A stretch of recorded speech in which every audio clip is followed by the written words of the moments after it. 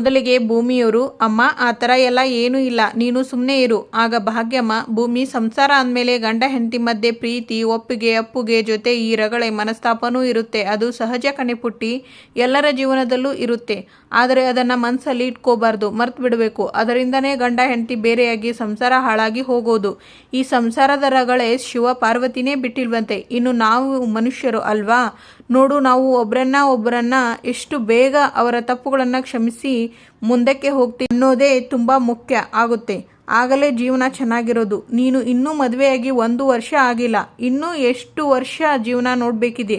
ಅದಕ್ಕೆ ಅಲ್ವಾ ಅನುಭವ ದೊಡ್ಡದು ಅನ್ನೋದು. ಎಲ್ಲನೂ ಅನುಭವಿಸ್ಬೇಕು, ಅದರಿಂದ ಪಾಠ ಕಲಿಬೇಕು. ನನಗೆ ಗೊತ್ತು, ನನ್ನ ಭೂಮಿ ತುಂಬ ಜಾನೆ, ಎಲ್ಲ ಬೇಗ ಕಲ್ತ್ಬಿಡ್ತಾಳೆ. ಆಗ ಲಕ್ಷ್ಮಿ ಬಂದು ಭಾಗ್ಯಕ್ಕ, ಭೂಮಿ, ಆಗ ಭಾಗ್ಯಮ್ಮ, ಲಕ್ಷ್ಮಿ ಬಾ, ಇಷ್ಟು ದಿನಕ್ಕೆ ಈಗ ನೆನಪಾದ್ನಾ? ಹೇಗಿದ್ದೀಯಾ ಭಾಗ್ಯಕ್ಕ? ಆರೋಗ್ಯ ಹೇಗಿದೆ? ಚೆನ್ನಾಗಿದ್ದೀನಿ. ನಮ್ಮ ಭೂಮಿ ಜೊತೆಗೆ ಇಡೀ ಮನೆಯವರೇ ನನ್ನನ್ನು ಸಖತ್ತಾಗಿ ನೋಡ್ಕೊತಾ ಇದ್ದಾರೆ. ಒಳ್ಳೆ ರಾಜಮಾತೆ ಥರ ಇದ್ದೀನಿ. ಅಷ್ಟಾದರೆ ನೆಮ್ಮದಿ ಅಲ್ವಾ ಭಾಗ್ಯಕ್ಕ? ಅದು ಸರಿ, ಯಾಕೆ ಡಲ್ ಆಗಿದ್ದಾಳೆ? ಆಗ ಭಾಗ್ಯಮ್ಮ, ನೋಡು, ನಿನ್ನ ಮುಖದಲ್ಲೇ ಗೊತ್ತಾಗ್ತಿದೆ. ಆಗ ಭೂಮಿ, ಅಮ್ಮ, ಲಕ್ಷ್ಮಕ್ಕ, ನೀನು ಅಮ್ಮ ಮಾತಾಡ್ತಾ ಇದ್ರಲ್ಲ, ಅದಕ್ಕೆ ಸುಮ್ಮನೆ ಕೂತಿದ್ದೆ ಅಷ್ಟೇ. ನೀನು ಮಾಡೋ ಟೀ ಕುಡಿದು ತುಂಬ ದಿನ ಆಯಿತು. ಒಂದು ಗ್ಲಾಸ್ ಟೀ ಮಾಡಿಕೊಡ್ತೀಯಾ? ಖಂಡಿತವಾಗ್ಲೂ ಮಾಡಿಕೊಡ್ತೀನಿ ಅಮ್ಮ, ನೀನು ಟೀ ಕುಡಿತಾ ಇರು. ನಾನು ಶಾರದಮ್ಮನಿಗೆ ಮಾತ್ರೆ ಕೊಟ್ಟು ಲಕ್ಷ್ಮಕ್ಕನಿಗೆ ಟೀ ಮಾಡಿಕೊಟ್ಟು ಬರ್ತೀನಿ. ಲಕ್ಷ್ಮಕ್ಕ, ಯಾಕೆ ಹೀಗೆ ಹೇಳ್ಕೊಂಡು ಬರ್ತಿದೀಯಾ? ಏನು ವಿಷಯ? ಅದನ್ನು ಹೇಳಬೇಕಾಗಿರೋದು ನೀನು ಭೂಮಿ. ಬಂದಾಗಿಂದ ನಿನ್ನ ನೋಡ್ತಾ ಇದ್ದೀನಿ. ಭೂಮಿ, ತುಂಬ ಬೇಜಾರಲ್ಲಿ ಇದೆಯಾ? ಮನಸ್ಸಿನಲ್ಲಿ ಏನೋ ಇಟ್ಕೊಂಡು ಕೊರಗ್ತಾ ಇದೆಯಾ? ಏನು ಅಂತ ಹೇಳು. ಏನು ಲಕ್ಷ್ಮಕ್ಕ, ನಾನು ಕೊರಗ್ತೀನ? ಅದು ಈ ಭೂಮಿ ಅಲ್ಲ, ನಿಮಗೆ ನನ್ನ ಬಗ್ಗೆ ಚೆನ್ನಾಗಿ ಗೊತ್ತಲ್ಲ. ಈ ಭೂಮಿಗೆ ಒಂದು ವೇಳೆ ಬೇಜಾರಾದರೆ ಯಾರ ತಲೆನಾದರೂ ಕೊರಿತಾಳೆ ಹೊರತು ಕೊರಗಲ್ಲ ಅನ್ನೋ ವಿಷಯ ನಿಮಗೆ ಗೊತ್ತಲ್ವಾ? ಅಕ್ಕ, ಸಾಕು ಭೂಮಿ, ನೀನು ಭಾಗ್ಯಕ್ಕನ ಹತ್ರ ಮುಚ್ಚಿಟ್ಟ ಹಾಗೆ ನನ್ನ ಹತ್ರ ಮುಚ್ಚಿಡ್ಬೋದು ಅಂದ್ಕೊಂಡಿದೆಯಲ್ಲ, ಅದು ನಿನ್ನ ಕೈಯಲ್ಲಿ ಆಗಲ್ಲ. ಸತ್ಯ ಏನು ಅಂತ ಹೇಳು. ನಿನ್ನನ್ನೇ ಕೇಳ್ತಾ ಇರೋದು ಭೂಮಿ, ಅದೇನು ಅಂತ ಹೇಳು. ಲಕ್ಷ್ಮಕ್ಕ, ಭೂಮಿ, ಯಾಕೆ ಅಳ್ತಿದೀಯಾ? ಏನಾಯಿತು ಭೂಮಿ? ಲಕ್ಷ್ಮಕ್ಕ, ಇನ್ನು ಒಂದೇ 1 ವಾರದಲ್ಲಿ ನನ್ನ ಸಾಹೇಬರ ಕಾಂಟ್ರಾಕ್ಟ್ ಮುಗಿದು ಹೋಗುತ್ತೆ. ಅಮ್ಮ ಇನ್ನೂ ಪೂರ್ತಿಯಾಗಿ ಗುಣನೂ ಆಗಿಲ್ಲ. ಅಮ್ಮನ ಪೆರೋಲ್ ಇನ್ನೂ ಮುಗಿದಿಲ್ಲ. ನಮ್ಮಿಬ್ಬರ ಗಡುವು ಮುಗಿದ ಮೇಲೆ ನಾನು ಅಮ್ಮನ್ನ ಎಲ್ಲಿ ಅಂತ ಕರ್ಕೊಂಡು ಹೋಗಲಿ? ಒಂದು ವೇಳೆ ನಾನು ಕರ್ಕೊಂಡು ಹೋದರೂ ಅವರಿಗೆ ಏನು ಅಂತ ಹೇಳಿ ಲಕ್ಷ್ಮಕ್ಕ? ನಿಜ ಹೇಳು ಭೂಮಿ, ನೀನು ಭಾಗ್ಯಕ್ಕೇ ವಿಷಯಕ್ಕೆ ಕೊರಗ್ತಾ ಇರೋದಾ? ಏನು ಅಂತ ನನ್ನ ಹತ್ರ ಹೇಳು ಭೂಮಿ. ಒಬ್ಬಳೇ ಕೊರಗಬೇಡ ನೀನು. 1 ನಿಮಿಷ ಬಂದೆ. ಏನಿದು ಭೂಮಿ? ನೋಡಿ ಅಕ್ಕ, ನಿಮಗೆ ಎಲ್ಲ ಅರ್ಥ ಆಗುತ್ತೆ. ಭೂಮಿ, ಏನಿದು ಭೂಮಿ? ಹೌದು ಲಕ್ಷ್ಮಕ್ಕ, ನಾನು ಅಜಿತ್ ಸಾಹೇಬ್ರನ್ನ ತುಂಬ ಪ್ರೀತಿಸ್ತಾ ಇದ್ದೀನಿ. ಆದರೆ ನನಗೆ ಇದೆಲ್ಲ ಯಾವಾಗಾಯಿತು, ಹೇಗಾಯಿತು ಅನ್ನೋದಕ್ಕೆ ಉತ್ತರ ಇಲ್ಲ ಅಕ್ಕ. ಆದರೆ ನನ್ನ ಮನಸ್ಸು ಅವರ ಮನಸ್ಸಲ್ಲಿ ಬೆರ್ತೋಗಿದೆ ಅನ್ನೋದು ಮಾತ್ರ ಸತ್ಯ ಅಕ್ಕ. ಇದುವರೆಗೂ ಸಾಹೇಬ್ರ ಜೊತೆ 1 ವರ್ಷ ಒಂದೇ ರೂಮಲ್ಲಿ ಇಬ್ಬರು ಜೊತೆಯಾಗಿದ್ದರೂ ಒಂದು ಕ್ಷಣನೂ ಸಾಹೇಬ್ರು ತಪ್ಪಾಗಿ ನಡ್ಕೊಳ್ಳಿಲ್ಲ. ಅಷ್ಟೇ ಯಾಕೆ, ನನಗಿಂತ ನನ್ನ ಬಗ್ಗೆ ಸಾಹೇಬ್ರು ತುಂಬ ಚೆನ್ನಾಗಿ ಅರ್ಥ ಮಾಡ್ಕೊಂಡಿದ್ದಾರೆ ಅಕ್ಕ. ಅಂತ ಒಳ್ಳೆ ಗುಣ ಇರೋ ಸಾಹೇಬ್ರನ್ನ ಬಿಟ್ಟು ಹೋಗೋದಕ್ಕೆ ನನ್ನ ಮನಸ್ಸಿಗೆ ತುಂಬ ಕಷ್ಟ ಆಗ್ತಿದೆ. ನನಗೆ ಗೊತ್ತಿಲ್ಲದೆ ನಮ್ಮ ಸಾಹೇಬ್ರು ನನಗೆ ಆವರಿಸ್ಕೊಂಡು ಬಿಟ್ಟಿದ್ದಾರೆ ಲಕ್ಷ್ಮಕ್ಕ. ಇದನ್ನು ನೀನು ಅಜಿತ್ ಸಾಹೇಬ್ರ ಹತ್ರ ಹೇಳಿದೀಯಾ ಭೂಮಿ? ಸಾಹೇಬ್ರಿಗೆ ನನ್ನ ಪ್ರೀತಿನ ಹೇಳೋದಕ್ಕೆ ತುಂಬ ಸಲ ಪ್ರಯತ್ನ ಪಟ್ಟೆ. ಅಷ್ಟೇ ಅಲ್ಲ ಅಕ್ಕ, ಕೆಲವೊಂದು ಸರ್ತಿ ಇಂಡೈರೆಕ್ಟಾಗಿಯೂ ಹೇಳಿದೆ. ನಮ್ಮ ಸಾಹೇಬ್ರಿಗೆ ಇದ್ಯಾವುದೂ ಗೊತ್ತೇ ಆಗ್ತಿಲ್ಲ. ಅದಕ್ಕೆ ಡೈರಿಯಲ್ಲಿ ನನ್ನ ಮನಸ್ಸಲ್ಲಿರೋ ಪ್ರೀತಿನೆಲ್ಲ ಬರದೆ. ಆದರೆ ಸಾಹೇಬ್ರು ಇದನ್ನು ಓದಲೇ ಇಲ್ಲ ಅಕ್ಕ. ಆದರೆ ಈಗ ಸಾಹೇಬ್ರು ಮುಂಚೆ ಥರ ನನ್ನ ಮೇಲೆ ಸಿಡ್ಕೋಕೆ ಶುರು ಮಾಡಿದ್ದಾರೆ ಅಕ್ಕ. ಮುಂಚೆ ಎಲ್ಲ ನಾನೇ ಹೇಳ್ತಾ ಇದ್ದೆ ಕಾಂಟ್ರಾಕ್ಟ್ ಮುಗಿಯುತ್ತೆ ಅಂತ, ಆದರೆ ಈಗ ಸಾಹೇಬ್ರು ಹೇಳೋಕ್ಕೆ ಶುರು ಮಾಡಿದ್ದಾರೆ ಅಕ್ಕ. ಇದನ್ನೆಲ್ಲ ನೋಡ್ತಾ ಇದ್ರೆ ನನಗೆ ಎಷ್ಟು ಸಂಕಟ ಆಗ್ತಿದೆ ಗೊತ್ತಾ? ನಿನ್ನೆಯಿಂದ ಸಾಹೇಬ್ರು ನನ್ನ ಜೊತೆ ಸರಿಯಾಗಿ ಮಾತಾಡ್ತಾ ಇಲ್ಲ. ಅವರು ಯಾಕೆ ಮಾತಾಡ್ತಿಲ್ಲ ಅಂತ ನನಗೆ ಅರ್ಥನೂ ಆಗ್ತಿಲ್ಲ. ನನಗೆ ಅರ್ಥ ಆಗ್ತಿದೆ ಭೂಮಿ. ಲಕ್ಷ್ಮಕ್ಕ, ಏನು ಹೇಳ್ತಿದ್ದೀರಾ ನೀವು? ಪ್ರೀತಿ ಇರೋ ಕಡೆ ಭೂಮಿ ಕೋಪ ಇರೋದು. ಸಾಹೇಬ್ರು ಕೋಪ ನಿನ್ನಿಂದ ಅಲ್ಲ, ಅದು ನಿನ್ನಿಂದ ದೂರ ಆಗೋ ಭಯದ ಮೇಲೆ ಅನ್ನಿಸ್ತಿದೆ. ನನ್ನ ಪ್ರಕಾರ ಸಾಹೇಬ್ರಿಗೆ ನಿನ್ನ ಮೇಲೆ ಪ್ರೀತಿ ಆಗಿರಬಹುದು ಭೂಮಿ, ಅದನ್ನು ಮುಚ್ಚಿಟ್ಕೊಳ್ಳೋಕ್ಕೂ ಆಗದೆ ನಿನ್ನ ಮೇಲೆ ಕೋಪ ಮಾಡ್ಕೊತಾ ಇರಬಹುದು ಅನಿಸುತ್ತೆ. ಲಕ್ಷ್ಮಕ್ಕ, ಹಾಗಂತೀರಾ? ಆದರೆ ಸಾಹೇಬ್ರು ನನ್ನ ಪ್ರೀತಿಸಿದ್ದಾರೆ ಅಂತ ಹೇಗೆ ತಿಳ್ಕೊಳ್ಳೋದು? ಅದನ್ನು ನಾನು ನೋಡ್ಕೊಳ್ತೀನಿ ಭೂಮಿ.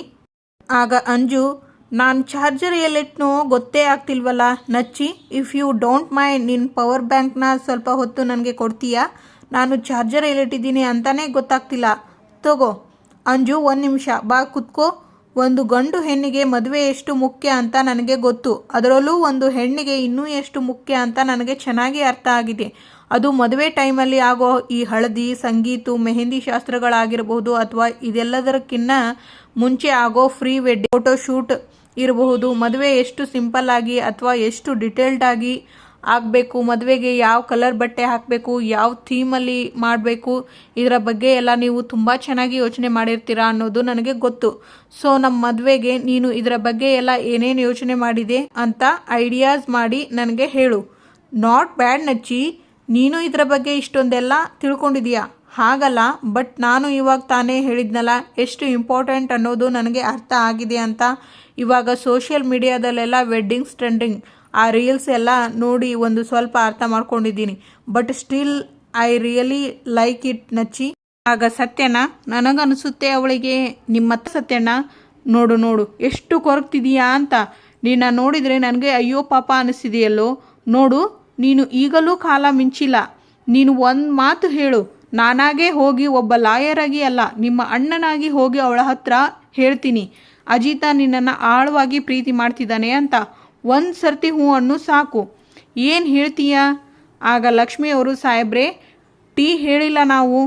ಪರವಾಗಿಲ್ಲ ಸತ್ಯಣ್ಣ, ಸಾಹೇಬ್ರ ಹತ್ರ ಸ್ವಲ್ಪ ಮಾತಾಡೋದು ಇತ್ತು, ಅದಕ್ಕೆ ನಾನೇ ಟೀ ತಂದೆ. ಹೇಳಿ ಲಕ್ಷ್ಮಕ್ಕ. ಸಾಹೇಬ್ರೆ, ನಾನು ಮೊನ್ನೆ ನಿಮ್ಮ ಮನೆಗೆ ಹೋಗಿದ್ದೆ. ಭೂಮಿ ಯಾಕೋ ಬೇಜಾರಲ್ಲಿ ಇದ್ಲು. ಯಾಕಂತೆ ಗೊತ್ತಿಲ್ಲ ಸಾಹೇಬ್ರೆ, ಆದರೂ ನೀವಿಬ್ಬರು ಯಾಕೆ ಮೊದಲಿನ ಥರ ಇಲ್ಲ? ಹತ್ತಿರದಲ್ಲೇ ಕಾಂಟ್ರಾಕ್ಟ್ ಮುಗಿತಾ ಇದೆ, ಅದರ ಬಗ್ಗೆ ಏನಾದರೂ ಯೋಚನೆ ಮಾಡಿದ್ರಾ? ಪತ್ರದಲ್ಲಿ ಏನಾದರೂ ಬದಲಾವಣೆ ಆಗುತ್ತಾ ಸಾಹೇಬ್ರೆ? ಇಲ್ಲ, ಕಾಂಟ್ರಾಕ್ಟ್ ಅಗ್ರಿಮೆಂಟ್ ಬಗ್ಗೆ ಯಾವುದೇ ಥರ ಚೇಂಜಸ್ ಇಲ್ಲ. ಹೌದಾ? ಆದರೂ ಯಾಕೆ ಕೇಳ್ತಾ ಇದ್ದೀನಿ ಅಂದರೆ, ಆ ನೇಮದ ಪ್ರಕಾರ ಈ 1 ವರ್ಷದಲ್ಲಿ ನಿಮ್ಮಿಬ್ಬರ ಮಧ್ಯೆ ಯಾವುದೇ ಪ್ರೀತಿ ಆಕರ್ಷಣೆ ಆಗಬಾರ್ದು ಅಂತ ಇತ್ತು. ಆದರೆ ಕೆಲವೊಂದು ಸಲ ಮನುಷ್ಯನೇ ಮುಖ್ಯ ಆದರೆ ಇದೆಲ್ಲ ಮುರಿದು ಹಾಕೋ ಸಾಧ್ಯತೆ ಇರುತ್ತೆ ಅಲ್ವಾ ಸಾಹೇಬ್ರೆ? ಅದಕ್ಕೋಸ್ಕರ ನೀವೇನಾದರೂ ಮನಸ್ಸು ಬದಲಾಯಿಸ್ಕೊಂಡ್ರಾ ಅಂತ? ಅಂಥದ್ದೇನೂ ಇಲ್ಲ.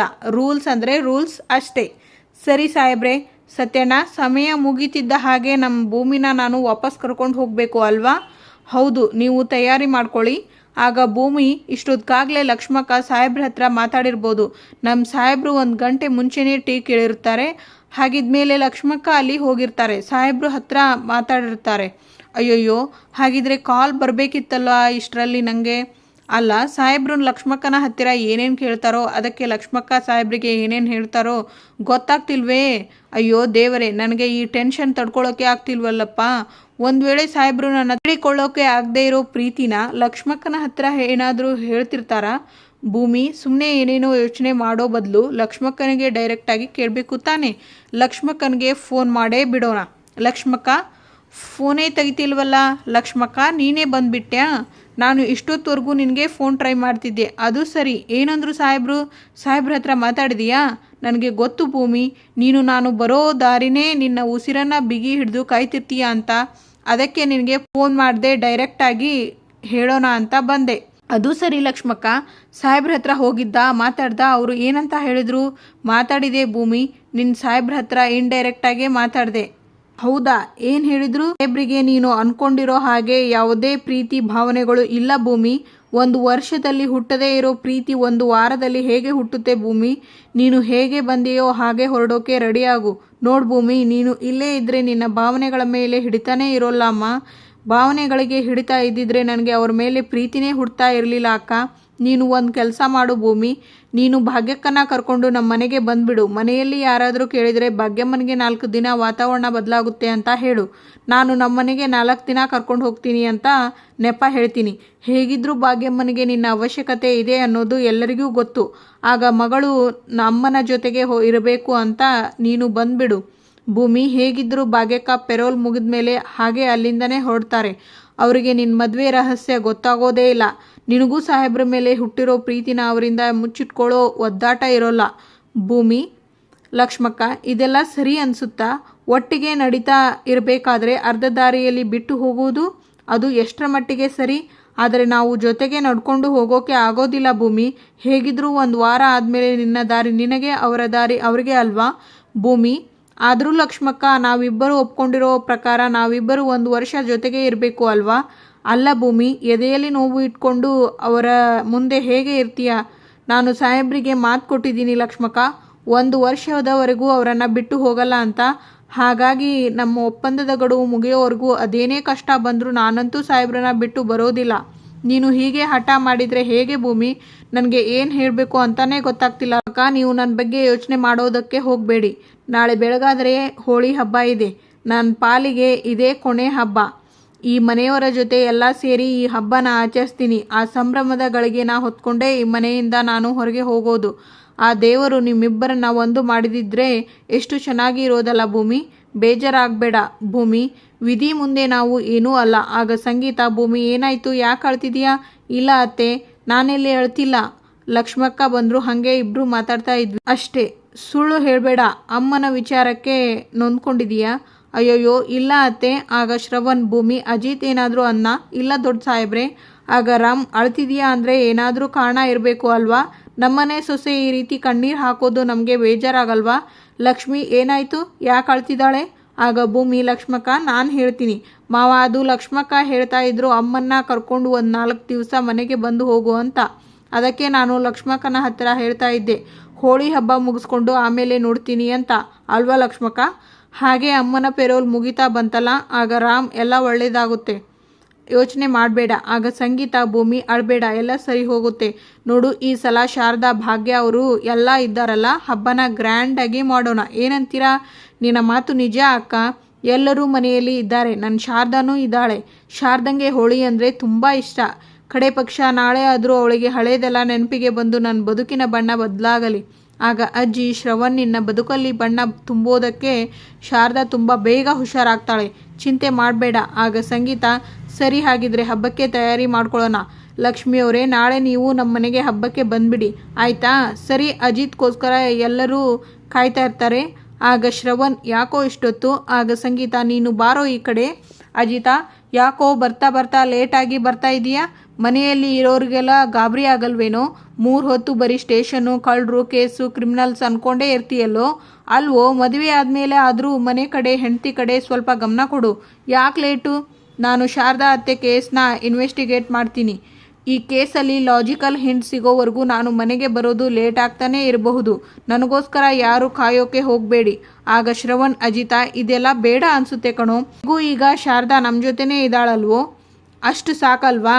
ಶಾರದಾ ಅತ್ತೆ ನಮ್ಮ ಮನೆಗೆ ಬಂದಿದ್ದಾರೆ ನಿಜ ಮಾವ, ಆದರೆ ಅವರ ಪರಿಸ್ಥಿತಿಗೆ ಯಾರು ಕಾರಣ ಅನ್ನೋರು ಸಿಗಾಕೋಬೇಕಲ್ವಾ? ಅವರು ಸಿಗಾಕೊಳ್ಳೋವರೆಗೂ ನನ್ನ ಕೆಲಸ ಮುಂದುವರಿತಾನೇ ಇರುತ್ತೆ. 21 ವರ್ಷಗಳ ಹಿಂದೆ ಶಾರದಾ ಅತ್ತೆ ಕಾಣೆಯಾಗಿದ್ದು ಆಕಸ್ಮಿಕ ಅಲ್ಲ ಮಾವ, ನನಗೆ ಯಾರ್ದೋ ಫ್ರೀ ಪ್ಲ್ಯಾನ್ ಅನ್ನಿಸ್ತಿದೆ. ಶಾರದಾ ಅತ್ತೆ ಆವತ್ತು ಮಿಸ್ ಆಗಿದ್ದಾಗಿನಿಂದ ಹಿಡಿದು ನಮಗೆ ಸಿಕ್ಕಿದ ದಿನದವರೆಗೂ ಕಂಪ್ಲೀಟಾಗಿ ಇನ್ವೆಸ್ಟಿಗೇಟ್ ಮಾಡ್ತಾ ಇದ್ದೀನಿ. ಅದು ಯಾರೇ ಆಗಿತ್ತಂದ್ರೂ ಅವರನ್ನು ಹಿಡಿದು ಕಂಬಿ ಹಿಂದೆ ನಿಲ್ಲಿಸಿಲ್ಲ. ಇವತ್ತಿನ ಸಂಚಿಕೆ ಇಲ್ಲಿಗೆ ಮುಕ್ತಾಯವಾಗುತ್ತದೆ. ಮುಂದಿನ ಸಂಚಿಕೆಯಲ್ಲಿ ಅಶ್ವಿನಿ ನನಗೆ ನಚಿಕೇತ್ ಬೇಕು. ಆಗ ದೇವಯಾನಿ, ಮಿಸ್ ಅಶ್ವಿನಿ ರಾಣಾ, ನಾನು ಬದುಕಿರೋವರೆಗೂ ನಿನ್ನ ಮದುವೆ ನಚ್ಚಿ ಜೊತೆ ನಡೆಯೋಕೆ ನಾನು ಬಿಡಲ್ಲ. ನೀನು ಬದುಕಿದ್ರೆ ತಾನೇ, ಸಾಯಿ ಅಂತ ಅಶ್ವಿನಿ ಬೆಟ್ಟದಿಂದ ತಳ್ತಾಳೆ ದೇವಯಾನಿಯನ್ನು. ಅಜಿತ್ ಹಾಗೂ ಭೂಮಿ ಪ್ರೀತಿಯಿಂದ ಒಬ್ಬರಿಗೊಬ್ಬರು ಬಣ್ಣವನ್ನು ಹಚ್ಚುತ್ತಾರೆ. Thank you for watching.